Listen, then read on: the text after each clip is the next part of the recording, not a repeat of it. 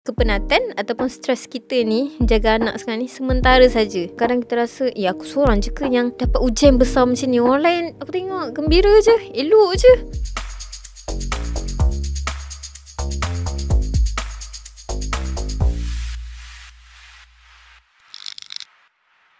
Okay, bismillah. Assalamualaikum warahmatullahi wabarakatuh. Alhamdulillah.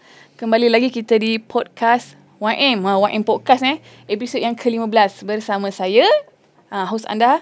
Siapa nama kita? Mas Mira.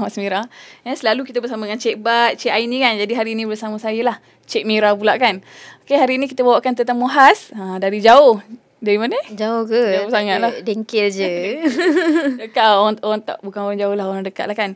Penulis buku Ibu Kita Kuat. Okay, bersama saya Umi Bella. Kita panggil Umi Bella. Yeah. Boleh tak Umi Bella ceritakan sikit background ataupun ni lah, biodata lah secara ringkas. Bismillahirrahmanirrahim. Assalamualaikum.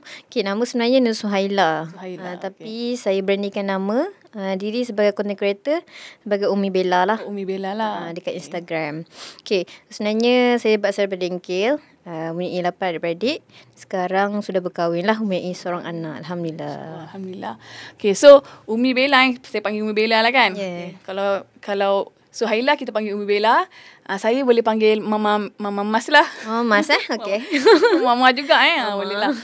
Okay, sebelum ni last belajar Umi Bella belajar mana? Dekat UiTM Puncak Alam dalam bidang dietetics. Makanan. Jauh kan kalau kita tengok sangat. Macam mana daripada bidang dietetics tu boleh masuk kepada content creator, penulis. Macam mana dia punya tercetus ni nak menulis buku tu? Sebenarnya asalnya lah. Saya dipaksa oleh suami saya untuk jadi influencer parenting ibu-ibu muda sebenarnya. Sebelum tu buat apa maksudnya? Sebelum ni memang buat bisnes lah. Saya tak pernah bekerja dengan orang sebelum ni. Lepas belajar memang saya buat macam-macam bisnes lah. Sampailah saya berkahwin dan kami membuka syarikat bersama lah. Memang dia nampak penerbitan lah. buku. Memang dia nampak lah Umi Bella ni seorang yang boleh menulis tu. Dipaksa tu kan. Dipaksa Okay, so asalnya daripada dipaksa tu lah untuk jadi influencer. So saya start jadi content creator dekat Instagram. So start tahun lepas lah. Awal tahun lepas. So daripada sepanjang saya jadi content creator tu, saya terima banyak sangat DM, luahan daripada ibu-ibu yang stres, uruskan anak, uruskan rumah. Maksudnya kerja yang takkan pernah habis. Betul. Kan? So kadang-kadang diorang ni tak ada tempat untuk diorang meluahkan. So daripada situ bila saya tengok lambakan buku healing dekat pasaran kan buku healing untuk remaja, move on daripada cinta lah, macam-macam. Maksudnya healing yang tak elok lah. Saya kenapa tak ada buku yang untuk ibu-ibu? Padahal ibu-ibu ni yang perlukan banyak healing kan. Betul tak? Untuk kita legakan, recharge balik diri kita kan. Kadang tak ada tempat untuk meluah. So daripada situ kebetulan kan kami ada syarikat penerbitan buku kan. Saya usulkan dekat suami saya lah. Apa kata kita buat buku healing untuk ibu? Kan? So, Alhamdulillah usul tu disambut baik lah. Sampailah Alhamdulillah kami sebenarnya baru lancarkan buku ni bulan Mac yang lepas. Dah berapa terjual tu? Dah berapa terjual? Alhamdulillah dah hampir 10,000 lah terjual. Dalam masa setahun sekejap. Tak sampai. Sampai setahun, Masya Allah. 2 bulan lah. Dah berapa cetakan Dah setakat ni dah yang ke-5 lah. Dan time menulis tu pun memang dah ada anak, dah mempunyai anak. Ya, betul. Memang daripada pengalaman sendiri jugalah kan. Betul. Kan, ramai orang kata macam dia ni muda lagi nak tulis buku layak ke? Macam mana pula tu? Dia tak ada istilah layak ke tak. Dia sebenarnya apa sebenarnya niat kita untuk jadi penulis. So sebenarnya saya kenapa saya nak menulis? Sebab saya nak buatkan ibu ni saya nak semua ibu tak rasa dia tu keseorangan. Kan banyak kan cabaran sebagai seorang ibu. Yelah pelbagai tanggungjawab yang perlu dipikul sebagai seorang isteri, sebagai seorang mak, kan, sebagai seorang menantu, anak dan sebagainya. So banyak tanggungjawab yang perlu dipikul tu kadang-kadang membuatkan banyak sangat beban yang perlu ditanggung. Kadang-kadang tu yang lead kepada banyak mental health issue. Contoh macam depression, anxiety dan macam-macam lagi lah sebenarnya. Ada tak feedback yang rasa macam daripada pembaca dia macam dia meluahkan perasaan? Ya, betul. Dia rasa seolah bila baca buku tu ada orang mendengar segala apa yang tersimpan dalam diri dia terluah dalam buku tu. Sampai menangis. Sampai menangis. So boleh tengoklah dekat IG IG saya sendiri Suhaila Sanusi ataupun IG Kulat. Boleh tengoklah video-video konten-konten yang kami hasilkan lah khas untuk ibu-ibu dan ayah-ayah dekat luar sana. InsyaAllah. Jadi sebelum menulis kan, sebelum jadi content creator, sebelum dipaksa, sebelum tu kerja ke macam mana? Macam saya cakap tadi, saya bekerja sendiri, bisnes. Kerja sendiri, bisnes sendiri lah. Sekarang ni yes. bila dah jadi content creator, bisnes tu still ada lah, ada juga. Kita yang bisnes, maksudnya sekarang ni syarikat bersama dengan suami. Sama lah. Ya betul. So sekarang ni saya fully bekerja sebagai content creator di Kurlat lah. Faham. Macam mana pula kalau macam, yelah kita pun bekerja. Macam saya sendiri kan. Kalau saya, pengalaman saya ni, lepas belajar kita tak bekerja. Cerita kat sini kan. Si rumah lah. Memang si rumah semua masa. Lepas tu bila ada anak, rasa macam nak jaga anak, memang cita-cita nak jadi suri rumah je. Sebab kita nak didik anak dengan keadaan zaman sekarang ni yang macam sangat terdedah, sangat memang tak tahulah, rasa macam kalau kita dulu, mak ayah berani je nak lepaskan kita main kat luar. Ini nak main depan rumah pun kita risau kan. Lepas tu bila pula Masya Allah dapat tawaran kerja, bila bekerja ni kita rasa berbelah bagi sangat. Setiap hari ada rasa perasaan nak berhenti kerja, macam nak jaga anak kat rumah kan.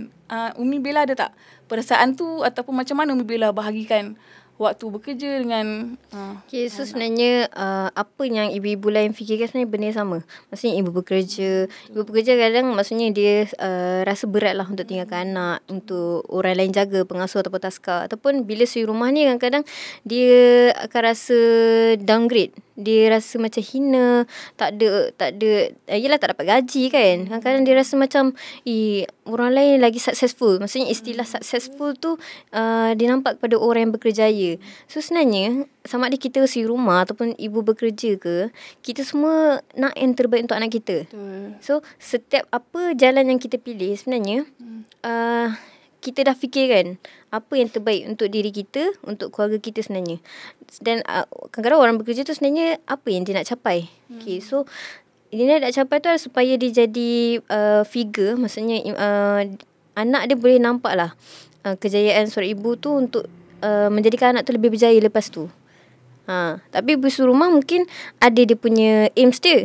Apa yang dia nak supaya dia dapat jaga sepanjang masa. Yelah kadang-kadang takut nak banyak kes kan, banyak kes dekat taska, pengasuh meninggal dan sebagainya. So bila ada perasaan macam tu, tak apalah, itu tak apa. Itu adalah decision yang ibu tu buat. Tak ada setiap decision yang setiap ibu buat tu tak ada betul, tak ada salah.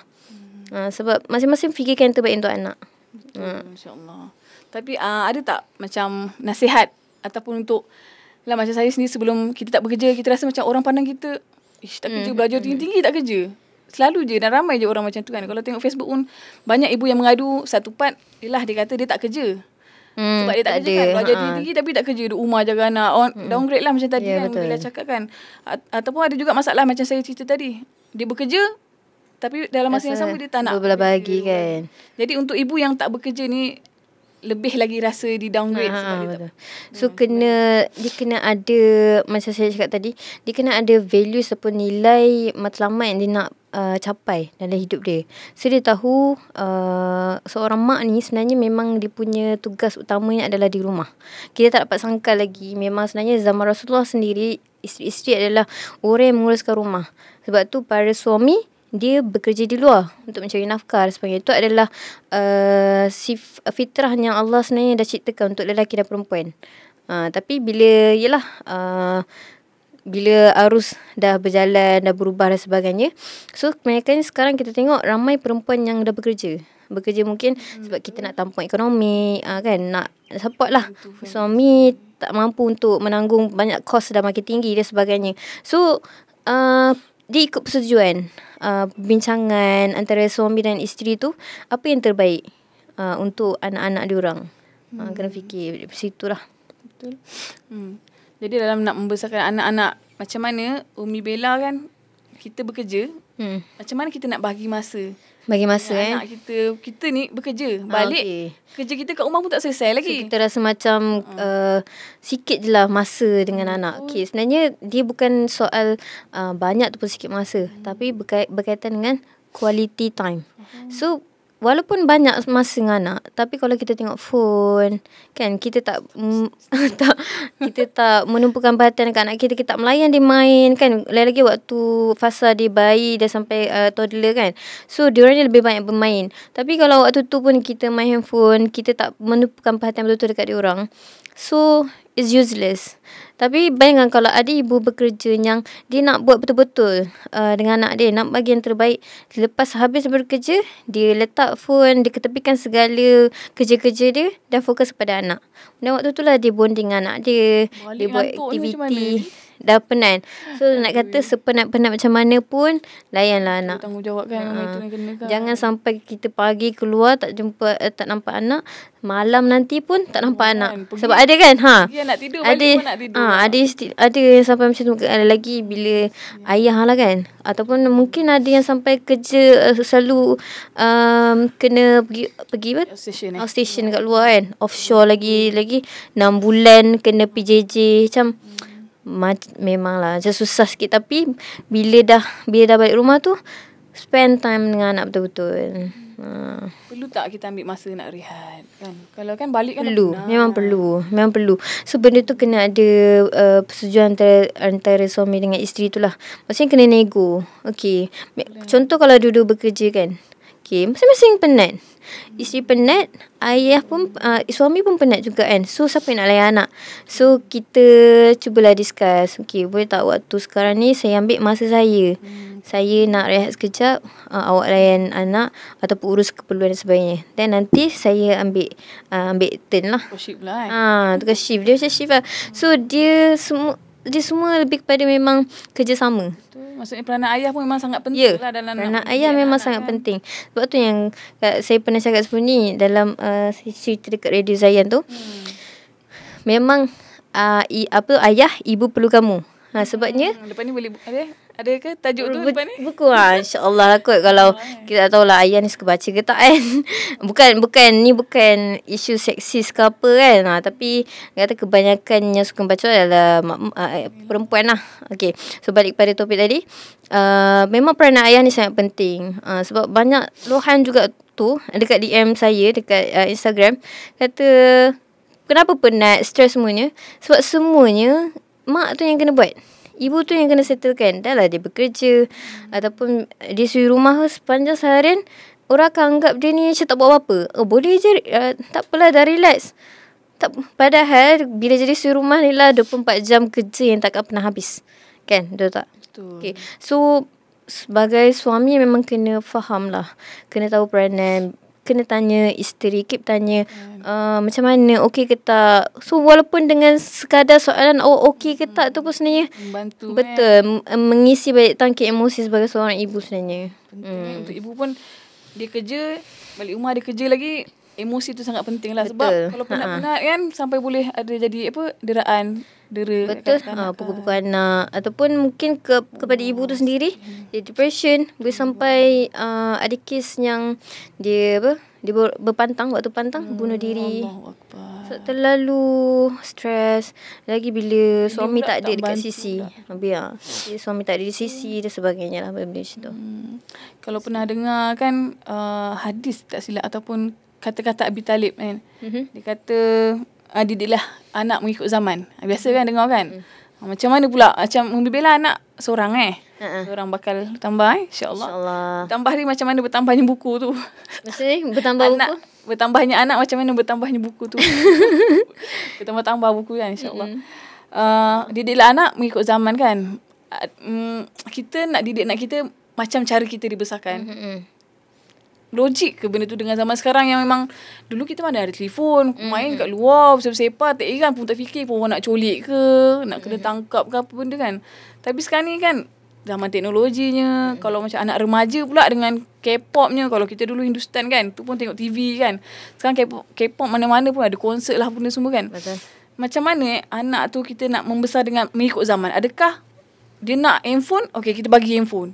Dia nak tengok drama Korea, kita bagi dia. Semua dia nak, semua kita bagi. Sebab betul. Sebab zaman dia, macam mana? Tadi sebenarnya apa yang kita apa yang sebenarnya kita faham tentang ikut zaman tu. Sebenarnya ikut zaman adalah, okay, contoh macam teknologi kan.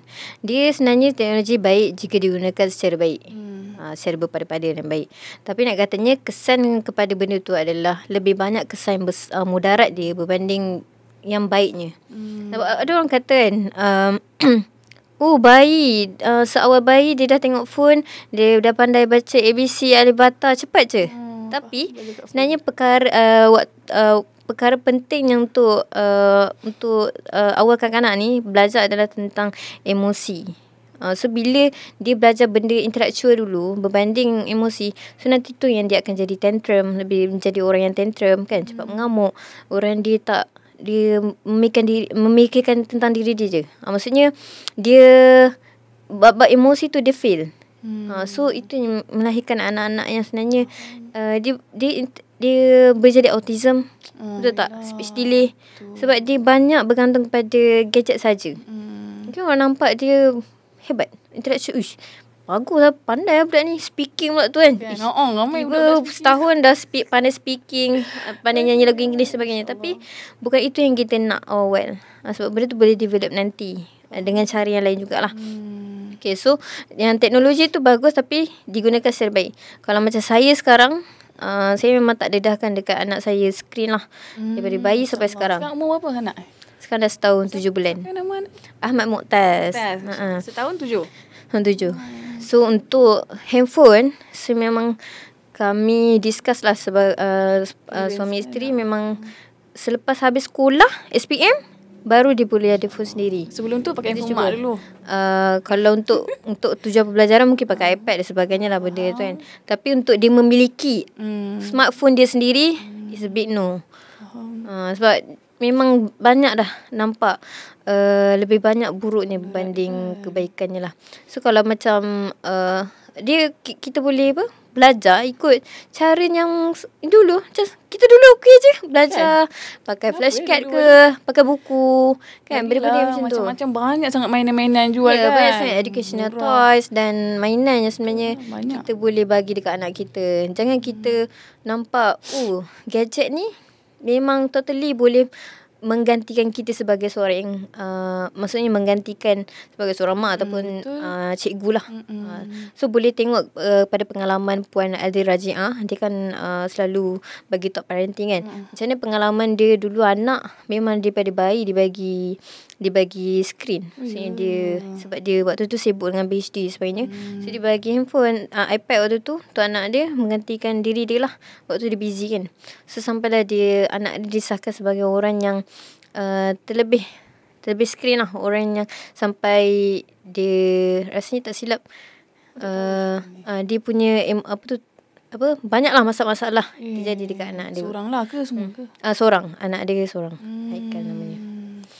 So bila kita tengok daripada pengalaman-pengalaman orang kan, apa yang dia pernah buat, so kita nampak takkanlah kita nak buat benda yang sama. Betul lah. Macam saya pun anak pun macam anak first, kita jaga tau. Maksudnya tak bagi. Adalah tak screen. Maksud adalah tapi kita kawal. Kita kawal benda tu tak lama dan kita boleh cakap tak. Sebab budak ni kalau sekali kita bagi, dia mengamuk, apa cara nak berhentikan dia selagi kita tak bagi, dia diam kan. So siapa yang mengajar dia kalau bukan kita? So bila kita tak bagi benda tu, dia takkan tahu pun sebenarnya benda tu boleh maksudnya boleh membuatkan dia rasa gembira ataupun dia khusyuk, dia dah dapat leka dengan benda tu kan. So benda tu jangka masa panjang memang tak elok lah sebenarnya kan. Itulah faktor pun antara mungkin sebab tak tahulah alasan lah kot kan. Kadang-kadang ibu penat. Betul. Tak dapat so sebab tu kata kita sebagai parents jangan malas. Maksudnya jangan malas untuk sediakan bahan untuk anak-anak explore kan. Jangan malas untuk bawa anak pergi keluar grounding kan, pergi tengok pantai, tengok alam. So sebenarnya banyak sangat benda-benda dekat alam tu yang dia boleh belajar, yang dia boleh explore sensori motor sensori dia kan, sensori halus ataupun sensori kasar dia kan. So bukan kita jangan sempitkan fikiran. Okay, bagi gadget everything dia dah belajar semua benda tu. Tak. Sebab penting juga kan. Macam saya pun suka bawa budak pergi taman kan. Kadang pergi laut main air, biar dia rasa sendiri benda tu kan. Sebab benda tu lagi macam merangsang dia punya sensori dia. Betul. Okay, macam anak Umi Bella kan setahun 7 bulan kan. Yelah Umi Bella pun bekerja, content creator, mesti busy. Asal busy ke tak? Fleksibel lah juga. Tapi anak hantar orang lah pengasuh. Hantar, betul. betul. Mesti orang jagalah. Kita pun mestilah ada rasa memang akan rasa bersalah tu kan. Tapi nak kata kita boleh balik tu, kita fokus dekat dia. Ada tak pernah termarah ke kan? Takkanlah tak pernah kan. Kita sebagai manusia biasa memang takkan lari lah daripada sebab kita geram, marah, semua tu adalah bersifat manusiawi. Itulah kita manusia. So bila kita dah termarah tu, cepatlah kita peluk anak balik. Dan kita kenalah rasa tak nak buat dah lah kan. Kita pun kena belajar macam mana kita nak kawal marah, emosi kita. So memang sebagai perempuan ni memang itulah, memang kita ni memang cepat lah trigger diri kita. Apa-apa benda pun dapat trigger kita untuk marah kan sebenarnya kan. Masa Puan Bella Umi Bella Umi Bella biasa maksudnya sebelum kahwin, kalau macam saya dulu sebelum kahwin biasa ramai jaga anak kawan-kawan tau. Puan Bella biasa tak jaga? Memang kurang jaga kan. Tapi kan tapi ada anak buah lah. Anak buah ada kan. Biasa tak Puan Bella anak nombor apa 8 anak adik ada kan? 4 Masya-Allah. Ramai lah anak buahnya kan. 4 orang. Standard 5 lah, masuk 5 lah. Okay. Ada tak pernah tak terasa macam yelah dulu kita bujang, tak ada apa-apa, tak perlulah nak sibuk dengan suami, nak sibuk dengan nak uruskan anak, nak uruskan anak pula kan. Pernah tak rasa mestilah ada perbezaan antara bujang dengan dah kahwin, sekarang dah ada anak lagi kan. Apa benda perkara yang menyesal tak buat waktu bujang? Menyesal? Maksudnya ada benda-benda mungkin lah. Ada orang lepas dah kahwin, menyesal aku tak buat waktu bujang. Sebab kadang-kadang ada orang bila dia dah kahwin, dah ada anak, dia fikir, lah kenapalah aku dulu tak macam ni. Maksudnya ada benda yang kita nak capai. Sebenarnya bila dah kahwin, dah ada anak tu lagi macam, ada orang merasakan macam tu. Macam busy lah. Lepas dah ada anak tu busy betul. Saya tak rasa macam tu sebab saya rasa lepas kahwin ni suami saya yang banyak menginspirasikan saya lah. Menolak saya jauh ke depan untuk jadi influencer. Maksudnya influencer yang boleh memberi manfaat kepada orang dekat luar sana lah. So saya dapat maksimaskan potensi saya sebenarnya hasil dorongan daripada suami lah. So penting mencari suami yang betul, mencari suami yang sebenarnya dia bermisi besar, yang sebenarnya dia boleh menolak kita jadi lebih baik daripada sebelum ni. So suami yang baik adalah suami yang sentiasa nak yang terbaik lah. Tak kisahlah ibu tu berkerjaya ataupun suri rumah. So even dia suri rumah, suami akan tanya apa yang dia nak buat. Takkanlah dia nak duduk rumah je kan. Mungkin kita boleh tanya apa yang suri rumah tu suka buat. Mungkin dia minat bisnes daripada rumah, so boleh dia buat. So dorongkan dia untuk buat balik apa yang dia minat, supaya bila dia kat rumah tu tak dah terlalu bosan. Yalah, memanglah kerja rumah tu takkan pernah habis. Tapi bila dia buat sesuatu yang dia suka, so dia dapat balancekan dia punya ni lah, benda yang dia suka dengan pekerjaan dia dekat rumah. Ataupun bila bekerja, apa lagi dia dorongkan supaya melonjak lebih ke hadapan. Kan, daripada mungkin master nak sama PhD supaya jadi lecturer, sebagainya. Betul lah. Ada tak plan ke depan ni macam mana? Plan ke depan, so sebenarnya saya ingat nak ambil CJ dalam psikologi sebenarnya. Doakan tengah dalam perancangan lah. Sebabnya lepas ni insyaAllah saya akan nak buat talk untuk ibu-ibu special, maksudnya khas lah parenting tapi untuk ibu-ibu. Doakan kulat jugalah. Kita orang nak ke hadapan, kita nak adakan seminar parenting. So InsyaAllah saya lah antara speaker dia. Seminar parenting bersama ibu-ibu muda Ya, betul. Ibu-ibu. Kita fokus ke ibu muda. Macam mana nak kawal emosi sebagai seorang kan ibu. Sebenarnya betul. Pengalaman kenapa Umi Bella menulis buku ni walaupun masih muda, sebab pengalaman tu masih fresh kan. Betul. Segar dari ladang So sebenarnya nak jadi penulis ni adakah sebab nak famous ataupun nak kaya je? Sebenarnya kita kena kita letakkan mindset ataupun niat yang betul lah. Kita nak jadi penulis ni supaya kita nak selesaikan masalah. Betul. Memanfaat kepada target audience kita. Contoh macam saya menulis khas untuk buku parenting. Dia kisah parenting tapi khas untuk ibu-ibu. Saya nak selesaikan masalah. Saya nak menginspirasikan ibu-ibu ni dan selesaikan masalah-masalah diorang. Macam mana nak handle emosi dan sebagainya. Macam adik saya, itu dia ada nak beli buku kuat ni. Tapi waktu tu dah habis dah stok. Lepas tu KL pun dia tak pergi. Tapi ada satu saya ada beli, orderkan lah untuk dia. masih lagi kat rumah sebab tak jumpa dia lagi ni. Jadi nak balik nak bagi kat dia lah. Dia kata dia memang nak sangat lah Perlukan lah Bila buku saya tu. dapat buku tu pun dia ada surat Betul. sedih lah surat. Bila baca tu Masya Allah memang. Dia macam kita lah. Kita dulu kan bila dapat surat best kan. Macam Ada budak kan biasa sikit air maya bagi kan. Tapi ni bila kita jadi ibu ni, kita nak suratnya memberi inspirasi, memberi dorongan, motivasi, kekuatan kepada kita untuk melangkah jauh. Sebab jangan rasa kita ni keseorangan. Yang kadang kita rasa, aku seorang je ke yang dapat ujian besar macam ni. Orang lain aku tengok gembira je, elok je. Jadi kenapa aku macam-macam aku kena hadapi kan. Rupanya sebenarnya bila tengok apa yang diceritakan dekat dalam buku tu, hampir semua tu dirasai oleh semua ibu. Jadilah pesanan lah kot untuk ibu-ibu. Macam mana ibu nak kuat, macam mana ibu nak positifkan diri kan. Setiap kali termarah kadang ada orang dia boleh kawal, Alhamdulillah. Kalau yang tak boleh kawal tu macam tadi lah saya sebut sampai jadi penderaan kan. Macam mana kita nak positifkan balik Macam kita kena anggapnya memang anak kita ni adalah amanah dan hanyalah pinjaman sementara daripada Allah. So seperti mana yang Allah bagi dekat kita dalam keadaan baik, seperti itulah kita nak kembalikan ataupun pulangkan anak kita dalam keadaan baik. Macam mana kita asuh dia, dan akhirnya apa yang kita shape dia jadi apa? Orang yang hebat, adakah orang yang betul-betul pegang pada Allah, taat kepada Allah dan Rasul, ataupun orang yang sebaliknya lah.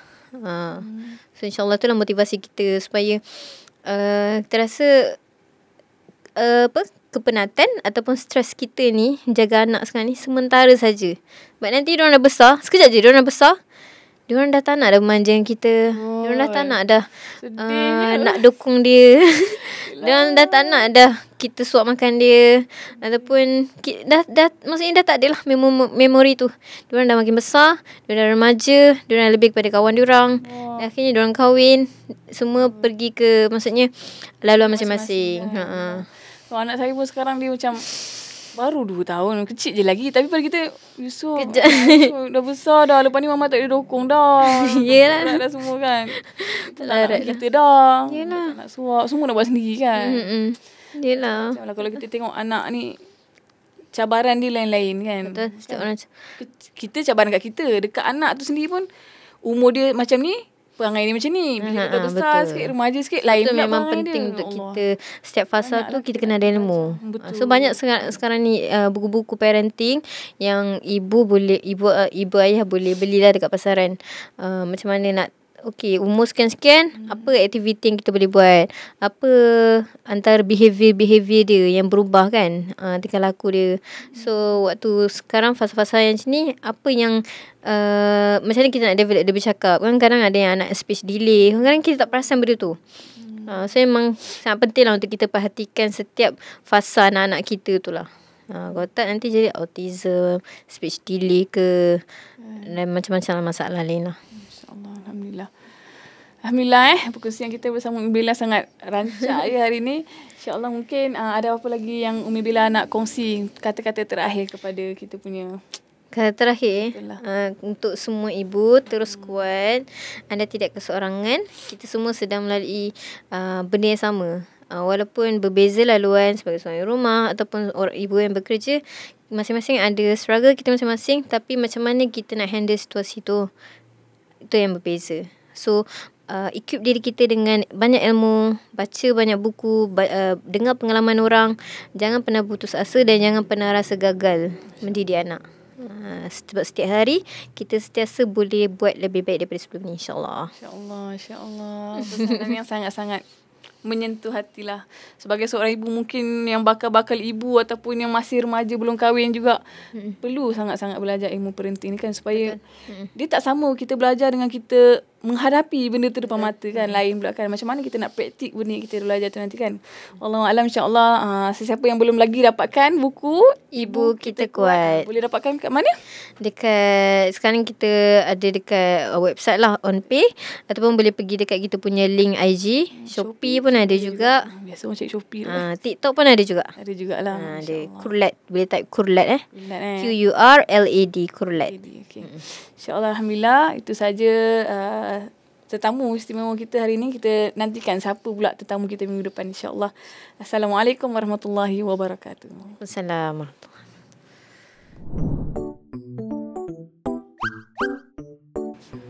Okay, Umi Bella, kita dalam sesi game. Kita nak main game Tapi sebelum nak main game tu, saya ada teka-teki.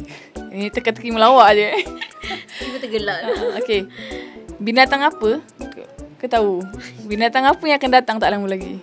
Binatang apa? Yang akan datang tak lama lagi. Saya pun baru tahu juga ni teka-teki ni. Tak lama lagi Maksudnya sebelum ni mana? Mana-mana lah. Datang ke sini ataupun datang. Dia tak datang ke mana-mana lah. Apa dia punya hint dia? Dia binatang. Dia haiwan. Dah tajuk dia ni kan. Dia punya Macam mana? binatang apa yang akan datang tak lama lagi? Tak dapat fikir lah. Okay, dia haiwan. Bukan. Gajah. Dia haiwan berkaki 4. Anak siapa? Ambil tiaw. Oh boy. Oh yelah, harimau, gajah pun. Haiwan korban. Hai korban. Lembu. Kambing. Yelah, semua dah disebut. Habislah semua. Yelah, jawapan dia kambing soon. Astaghfirullah. Okay, tak tahulah lawak ke tak. Kambing soon. Okay, so kita nak main game dengan Umi Bella. Itulah teka-tekinya. Ada lagi satu teka-teki. Ibu nak banyak pula teka-teki kan. Saya gelak sebab saya ni bukanlah orang yang pandai. Kamulah. Kita pun kalau tak search tadi pun tak tahu. Sebab kita ni biasa orang serius kot. Padang ah. Oh, okay, apa benda haiwan kalau kita makan dia halal, tapi kalau kita minum dia haram. Haram. Cameraman nak jawab. Pernah dengar lah.